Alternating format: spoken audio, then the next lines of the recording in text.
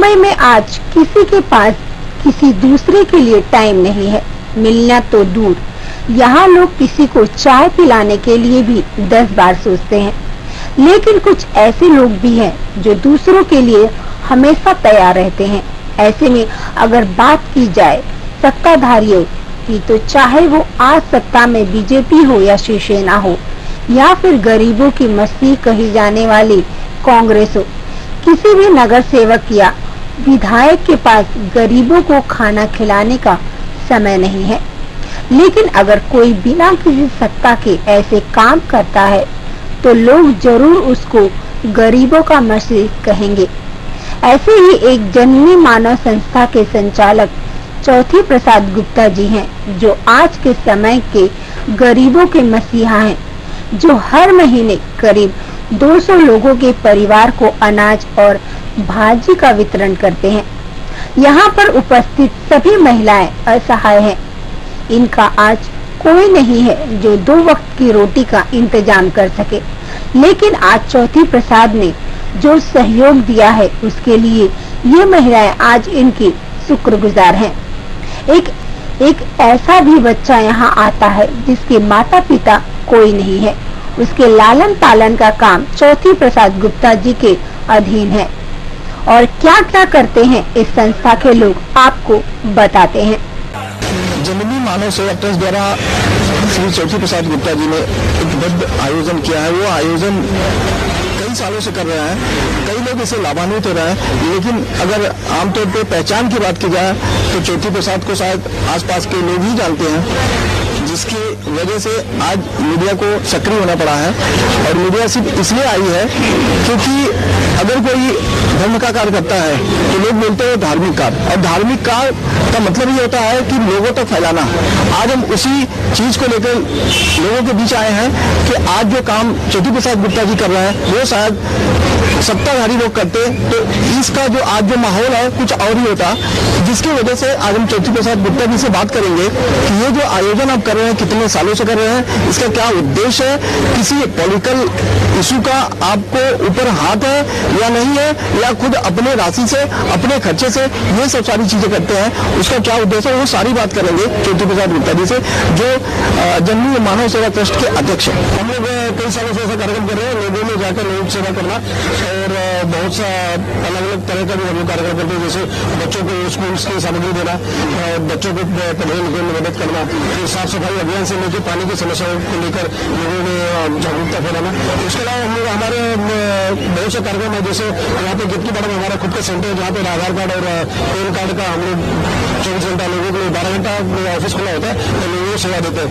तो एक कार्यक्रम जो है अनाज बांटने का, ये जो अनाज वितरण का कार्यक्रम है, तो हम लोग किसी गरीब बच्चों को देख के, एक बच्चा हमारे ऑफिस में आता था, जो बच्चा सामने है, तो बच्चों को देख के हम लोगों ने इस कार्यक्रम को प्लान किया था। हमारे सभी कार्यकर्ता, छोटा सा बच्चा जो हमारे ऑफिस में आधार कार्ड बनाने, तो हम लोग बोले कि भाई इसका पेरेंट्स कोई नहीं, तो हमारे किसी भी साथी ने बताया कि इसका कोई पेरेंट्स बेचारा अकेला रहता है, तो इसके लिए हमने बोला कोई योजना बनाते इस तरह के जो तकलीफ वाले बच्चे हैं जिनको हम मदद कर सकते। अब एक तो छोटा है, कहीं काम धंधा नहीं कर सकता, तो इस हिसाब से हम लोग ने उसके लिए योजना बनाई थी। लेकिन फिर हमारी ये योजना बढ़ते बढ़ते हम लोग ने दिमाग में लाया कि हमारे यहाँ पे कई विधवाएं हैं जिनको हम लोग मदद करना चाहिए। तो हमने एक कंडीशन रखा है, विधवा जो महिलाएं हैं जिनके बच्चे छोटे हैं 16 साल के अंदर, उन लोगों को, उन परिवार को हम लोग एक महिला जो विधवा है उसके पीछे कोई सपोर्ट नहीं होता, बेचारा काम धंधा करती है और अपने बच्चों को पढ़ाती लिखाती है, उसी के अंदर परेशान रहती है। तो हमने सोचा कि हमारी संस्था की तरफ से एक मदद हो, इस मदद को हम लोग प्लान करके, और सभी विधवा महिला बहनें हैं उनको हम लोग मदद दे रहे हैं। तो उसके अंदर उनके बच्चे 16 साल के अंदर है, तो उनको हम लोग अनाज का एक पैकेट बनाते हैं और हर महीना दे रहे हैं। तो हम लोग काफी सालों से कर रहे हैं, और एक तादाद हमारे जो सभी साथी है उन लोगों से हमको पूरी मदद करते हैं, लेकिन जो धन की व्यवस्था होती है तो उसके लिए एक तकलीफ होता है। तो हमारे साथियों ने कहा कि हम लोगों को, और आपसे उससे भी बात हुई चैनल से, तो चैनल ने कहा कि जो आपका कार्यक्रम बढ़ता जा रहा है उसमें हम आपकी मदद करेंगे। तो आप लोगों का भी मैं धन्यवाद कहता हूँ। और ये कार्यक्रम दिन पे दिन बढ़ता जा रहा है, हमारे काफी बहनें हैं कहीं दूर दूर से लोग आ रहे हैं, बोरीवली, दहीसर, कांदीवली से, तो काफी फॉर्म हमारे पास है और हमारे पास आज 40 फॉर्म शायद आए हुए हैं। तो ये फॉर्म इस तरह बढ़ते जा रहा है और बजट बढ़ता है और हमने मतलब इस कार्यक्रम को कंटिन्यू चलाना है। तो इसलिए आपने जो मदद है वो भी सराहनीय है और आपने वो धन्यवाद करो और हमारे सभी साथियों को धन्यवाद करो। और हम उनको राशन देते हैं और उस कार्ड पर हम लोग सही उनका भी लेते हैं और हमारे रिकॉर्ड्स में भी रखते हैं और हर महीने के आखिरी महीने में मतलब 25 तारीख से 30 तारीख का प्लान है जो कि लास्ट संडे होता है। तो जो महिलाएं बेचारे काम धंधा तो करते हैं, उनके पगार 7 से 10 होता है, लेकिन महीने के अंत में आते आते जो स्लम में रहने वाले लोगों को काफी तकलीफ होती है। उस तकलीफ को ध्यान में रखते हुए हम लोग इस महीने के अंत में लोगों को दे रहे हैं मदद। जैसे लोगों को बिहार महिलाओं को हम लोग और भी तरह से मदद करना चाहते हैं, जैसे साड़ी वितरण का कार्यक्रम है और दिवाली की मिठाइयाँ हैं और सारे कार्यक्रम हम लोग करते रहते हैं संस्था द्वारा। क्वान्टिटी बहुत छोटी से हमारे 5 किलो हम लोग आटा देते हैं, 5 किलो चावल देते हैं, 2 किलो दाल देते हैं, उसी के साथ में कोई भाजी जो छोटा मोटा हो उस तरह का हम लोग मदद कर रहे हैं। तो हमने पैकेट बना दिया है, सबको एक पैकेट बनाया हुआ है, तो हर महीना पैकेट रेडी होता है, हम लोग पैकेट उठा के उनको दे देते हैं। तो देखिए मैं भी पक्ष से जुड़ा हुआ, मैं खुद मुंबई कांग्रेस का इंटक का अध्यक्ष हूँ, लेकिन पॉलिटिशियंस और पॉलिटिक्स जो होता है बहुत दूर होता है, वो लोगों की उस गहराई तक नहीं पहुँचते। हमारी संस्था जो नीचे के लेवल में जाके जो स्लम्स के जो मुद्दा है, स्लम्स के जो झोपड़े तबके में रहते हैं, आज हमें जैसा हमने जिस विभाग में खड़े ये कितनी बड़ा विभाग सबसे हमारे हिसाब से मुंबई का सबसे बिछड़ा हुआ वर्ग है जहाँ पे हर चीज की जरूरत है। यहाँ पे वन विभाग का जो मुद्दा है काफी सालों से हम लोग जब शुरुआत हम भी बचपन यहाँ निकाला तो जो हम लोग छोटे थे तब से वन विभाग का मुद्दा है। यहाँ पे रोड, रास्ता, पानी और नल के लिए बहुत लोग दुखी है, तकलीफ है और इसके लिए भी हम लोग अपनी तरफ से कोशिश कर रहे हैं। घर में लाइट नहीं है, लोगों की बहुत समस्या है और काफी पीछे है। तो हमारे पास लोगों को डॉक्यूमेंट्स आते हैं, उनका हम लोग राशन कार्ड लेते हैं, आधार कार्ड, पैन कार्ड और राशन कार्ड पे हम लोग उनका पहले तो यहाँ फिजिकली देख लेते हैं कि राशन कार्ड पे कितने नाम है। उनके पति का नाम नहीं होता, बच्चों के नाम होते 18 साल के अंदर होते। उसके बाद भी हमारे वॉलंटियर्स वेरिफिकेशन के हमारे वॉलंटियर्स है, राम है, जुगर है, विवेक है, कालिका है, राजेश, वो भी लोग जाते हैं, 4-5 लोग जाते हैं और उनका वेरिफिकेशन करते हैं, उनके आजू बाजू वाले से पूछताछ करते हैं और जो लगा कि हमारे दायरे में बैठता है, जो हमने बताया कैटेगरी 16 साल का अगर उसका लड़का है, बच्चा है, तो नौकरी करके अपने माँ बाप का पालन कर सकता है। लेकिन माँ बेचारी बहुत परेशान है और 16 साल से छोटा माँ परेशान है, बच्चों को मदद नहीं कर पा रही, उस जगह पर हम लोग थोड़े सोचो मदद दे रहे हैं। ये तो ज्योति प्रसाद गुप्ता जो अन्न दान करते हैं, अन्न दान करना मतलब सबसे बड़ा दान माना जाता है। एक हमारे हाथ में एक संस्था की जो कुछ डायरी है उसमें लिखा हुआ है जननी ममता मानव सेवा संस्था, इसमें ये साफ साफ लिखा हुआ विधवा और असहाय दंपति को खाद्यान्न वितरण। हम आपको बताएंगे कि अंदर लिखा हुआ है, उनका नाम है, पता है, मोबाइल नंबर दिया गया है, उनकी जन्म तारीख भी दी गई है, आधार कार्ड नंबर दिया गया है, वोटिंग कार्ड नंबर दिया गया है, pan card number, ration card number, वार्षिक आमदनी कितनी है, परिवार में कौन लोग हैं जो कमा के दे सकते हैं, जो परिवार का भरण पोषण कर सकते हैं, उनकी पूरी जानकारी लिखी हुई है। और पीछे के पेज में महीना लिखा हुआ, जनवरी से दिसंबर तक लिखा हुआ, जिसमें वितरण की तारीख भी दी गई है और किस तरह ये पूरा काम जो है बिल्कुल सफाई से किया जा रहा है कि लाभ लेने वाला सच में जरूरतमंद होना चाहिए। ये गुप्ता जी की पॉलिसी है और पीछे कुछ लोगों के नाम है जो इस संस्था से जुड़े हुए हैं।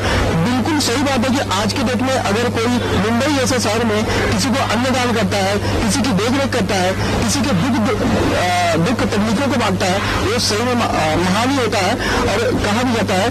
लेकिन एक बात यह है कि जो इनका नाम है ज्योति प्रसाद गुप्ता, मेरे ख्याल से आज इनका नाम प्रथम प्रसाद गुप्ता होना चाहिए, क्योंकि ये पहले नंबर पर ऐसे हैं जो अन्नदान करते हैं निस्वार्थ भाव से, बिना किसी से लिए हुए, वो भी विधवा और असहाय व्यक्तियों के लिए। हमारे साथ एक बच्चा भी है जो पिछले कई सालों से अनाज ले रहा है, उससे बात करेंगे। क्या मेरा बच्ची आता है? तुषार जगन्नाथ कहाँ रहते हैं और चुटकी बना कितने समय से अनाज लेके जा रहे हैं? 4-5 महीने। मामा है, मामी, आजी, आजोबा नहीं है। आपको कैसे लगा ये जो सहायता आपको मिलती है, आपको कितना अच्छा लगता है? बहुत अच्छा सवाल करते हैं। हाँ करते हैं, सुनते हैं। गुप्ता जी की तरफ से आपको कुछ कहना है? कैसे गुप्ता जी? अच्छे मदद करेंगे, पढ़ाई करेंगे। तो ये था एक छोटा सा बच्चा जो पिछले कई महीनों से अनाज लेके जा रहा है, न उसकी माता है न पिता है। बिल्कुल जाहिर सी बात ऐसे साफ जाहिर होता है कि जो अन्न वितरण का कार्यक्रम किया जा रहा है बिल्कुल सही दिशा में किया जा रहा है। कुछ और माताएं भी हमारे साथ है, उनसे भी जानने की कोशिश करेंगे कि ये अन्न जो आप ले रहे हैं, कोई आश्रम में, बच्चे में, कमजोर में, अपना काम करना करना नहीं होता है, इसके लिए आपको मदद कर रहा है, अपना मदद होगा। हाँ, अपना पूरे सपोर्ट कोई पर है अपना पीछे, अपना देखने वाला, तो आप अच्छा लग रहा है बेटा। आप लोग को कोई कमाने वाला पीछे नहीं रहेगा तो अच्छा देते हैं, तो उनका दुआ देते हैं, बस आप लोग दुआ गुप्ता जी को सलाम दुआ देंगे, आशीर्वाद देंगे, बस वैसे और चलेंगे अपने बोल के। गुप्ता जी को क्या आशीर्वाद देगा, सीखेगा, नमस्कार करेगा।